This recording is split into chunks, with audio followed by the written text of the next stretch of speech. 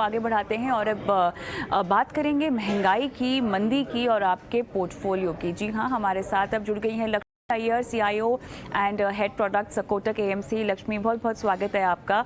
और देखिए, जब भी महंगाई बढ़ती है ना, हमेशा आपका आना हो जाता है हमारे शो पे। मेरे ख्याल से ये एक इस बात का संकेत है कि किस तरह से हमारे दर्शकों को समझाना बहुत ज़रूरी है कि ये जो महंगाई बढ़ रही है और विदेशों में, ख़ासतौर से US के बाज़ार में, और जो आगे आने वाले वक्त में भी बढ़ती हुई दिखाई दे रही है, उसका इम्पैक्ट हमारी बढ़ती हुई ब्याज दरों का हमारी अर्थव्यवस्था पर किस तरह से पड़ेगा। बहरहाल 9.1% जो कि उम्मीद से कहीं ज़्यादा है, अनुमान से कहीं ज़्यादा है, और आने वाले वक्त में बताया जा रहा है कि ये और भी बढ़ने वाली है, क्योंकि एक सीमित जगह से ये महंगाई नहीं बढ़ रही है। ये चौतरफा US बाज़ार में हम देख रहे हैं कि महंगाई बढ़ती हुई दिखाई दे रही है। अब कितना आपको लगता है कि मंदी अब पूरी तरह से आ चुकी है और गिरफ्त में ले चुकी है US को? देखिए, महंगाई और निवेशकों का एक अजीब किस्म का राब्ता है, और ये राब्ता इस वजह से है क्योंकि महंगाई से जो आपकी पैसे जो खर्चने की जो परिस्थिति है, थोड़ी कट जाती है। और जो महंगाई, जैसे मैं हमेशा महंगाई को बोलती हूँ, वो एक विलन की तरह है, जो ना कि केवल रियल लाइफ पर है, जो वो रियल लाइफ में भी हमको इम्पैक्ट करता है।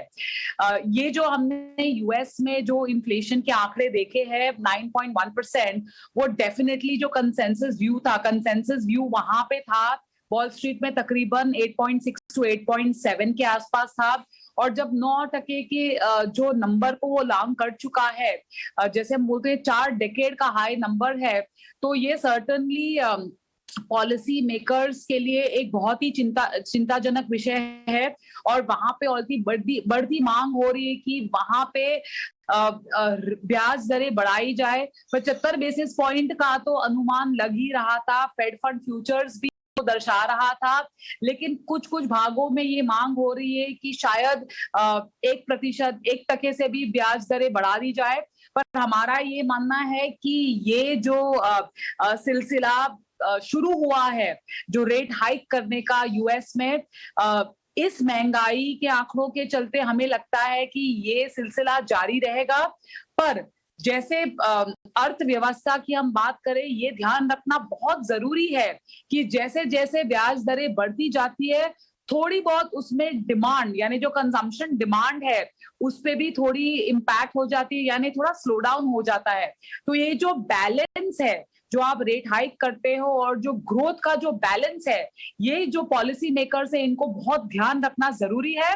फिलहाल आप ये मान के ले सकते हो कि आती हुई पॉलिसी में कम से कम आप 75 बेसिस पॉइंट ब्याज दरें वहां पे बढ़ते हुए देख सकते हो। अच्छा, अब यही पूरा बैलेंसिंग एक्ट भारत में कैसे हो? देखिए, भारत के लिए अच्छी बात यहाँ पर दिखाई दे रही है लक्ष्मी, कि कच्चा तेल गिर रहा है, कीमतें गिर रही हैं, लेकिन साथ ही यहाँ पर एक जो विलन बना हुआ है वो है रुपए की कमजोरी।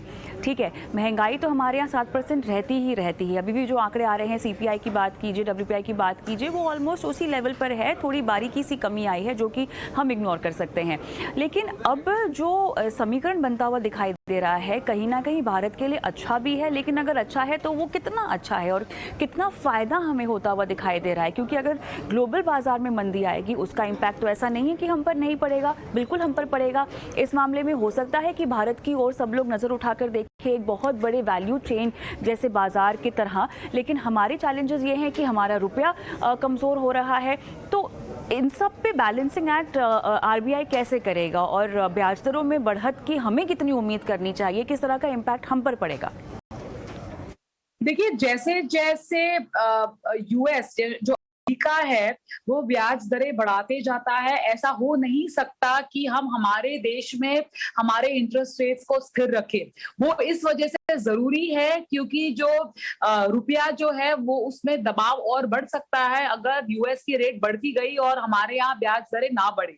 लेकिन ये जानना बहुत जरूरी है कि US की जो परिस्थिति है, तकरीबन 9% की महंगाई और तकरीबन 3% का जो इंटरेस्ट रेट है, वहां पे जो ब्याज दर है, 10 साल का जो बेंचमार्क बॉन्ड है, वो तकरीबन 3% है।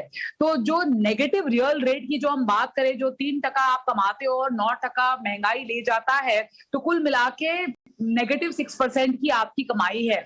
और यहाँ पे अगर आप देखो, इंडिया पे अगर आप गौर फरमाओ तो यहाँ पे महंगाई 7% के आसपास है और जो 10 साल का बॉन्ड यील्ड है वो तकरीबन 7.40 है।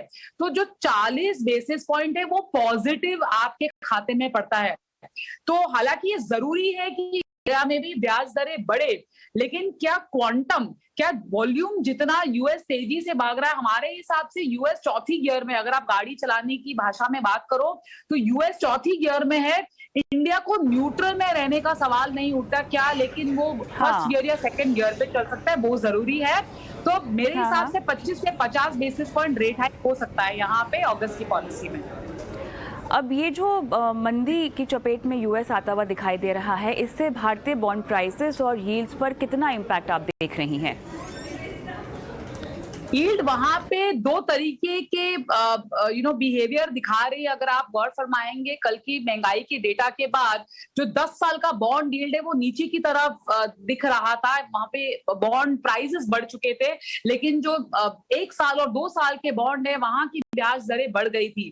ठीक उसी तरह इंडिया में भी हमको सिमिलर काइंड ऑफ सिनेरियो दिखाई दे रहा है कि जो 10 साल और लंबी अवधि के है वो तकरीबन वहीं के वहीं रहे, लेकिन जो शॉर्ट टर्म रेट्स है वो शायद और बढ़ सकती है। तो जो 6 महीने और 1 या 1.5 साल के बॉन्ड्स है, ये भारत में भी उम्मीद की जा सकती है कि आने वाले कुछ दिनों में वहां पे हमको थोड़ी कमजोरी दिखाई दे।